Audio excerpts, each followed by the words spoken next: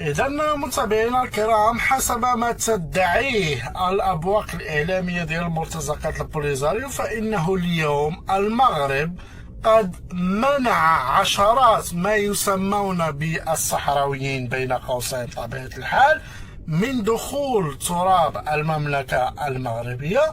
وحسب ما يدعونه فإن المغرب قد وضع واحد الشرط مهم جدا، وهو أنه أي صحراوي دائما بين قوسين ما عندوش الجنسية المغربية والسن ديالو تحت 50 سنة لن يدخل لتراب المملكة المغربية وممنوعين من الدخول. هذا القانون حسب ما يروج وحسب ما يدعيه مرتزقات البوليزاريو أصبح ساري المفعول، وبالتالي حتى أولئك يعني المخربين اللي كانوا كيجيو من مخيمات تندوف وكيمشيو لدولة أوروبية معينة وكيحاولوا عبر تلك الدولة على أنهم يدخلوا لتراب المملكة المغربية أصبحوا ممنوعين من الدخول إلا أن توفروا على شرطين. الشرط الأول خصهم يكون عندهم الجنسية المغربية، بطبيعة الحال أي واحد عنده الجنسية المغربية راه ما غاديش يمشي للزبالة ديال اللي كاينة في تندوف.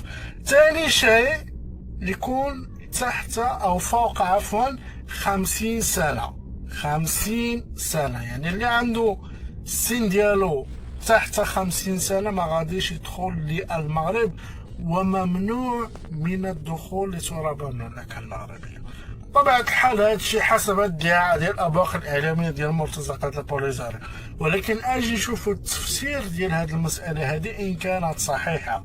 إن كانت هذه المسألة صحيحة متابعينا الكرام، فإن المغرب الآن بدأ يعد العدة لما بعد قضية الصحراء المغربية، لما بعد إنهاء هذا الملف بصفة نهائية، ويضع الشروط لمن يوجد في يعني مخيمات الضلوع العار في تندوف اللي باغيين يرجعوا خصهم يكون عندهم السن ديال 50 سنة فما فوق. علاش؟ لأن هذه المسألة كتأكد على أن هاد الناس فعلا كانوا يسكنوا في الصحراء المغربية وتم تهجيرهم واختطافهم من طرف المرتزقة بطبيعة الحال في الفترة ما بين 75 و 91، وتم تهريبهم إلى مخيمات الضلوع العار. باقي يعني الأشخاص اللي كاينين في المخيمات الضلوع العار تندوف، فكيف لنا أن نتحقق إن كانوا صحراويين، إن كانوا تشاديين، إن كانوا ماليين، إن كانوا موريتانيين، ونحن نعلم جيدا على أن هذا الخليط ديال المرتزقة موجود فعلا في مخيمات الضلوع العار في تندوف. كيجيبوا يعني هاد الانواع ديال البشر من جميع الدول الافريقيه ويستوطنوهم تماك في مخيمات الضلوع العار في تندوف باش يقولوا شوفوا راه كاينه لاجئين وكاينه زمار كحال وكاينه كذا وكذا وكذا.